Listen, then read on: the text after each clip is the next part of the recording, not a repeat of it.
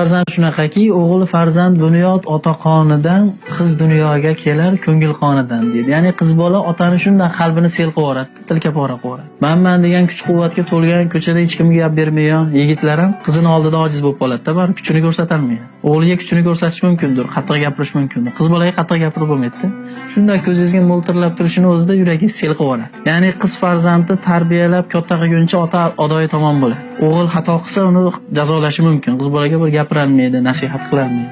Juda qiyin narsa. Shuning uchun turmush o'rtog'i bor erkaklar shu narsani tushuningki, yoningizdagi turmush o'rtog'ingiz ham kimlarnidir qalbini, yuragini bir bo'lagi hisoblanadi. 18 yil uni tarbiyalab, oqiyib, oqtarib sizga omonat sifatida berganligini hech qachon unutmang. Ya'ni turmush o'rtog'i borlar bir narsani biling, u ham qaysidir otani qalbini tilkapora qilib, yuraklarini sel qilib 18 yil, 20 yil oqiyib, oqtarib sizga omonat sifatida berilgan. Zero omonatni saqlaydiganlarni omonati ham saqlanadi. Bir kun olingan omonatlarda hisobini topshiramiz. Yaratgan barchalarimizni omonida saqlasin. Assalomu alaykum.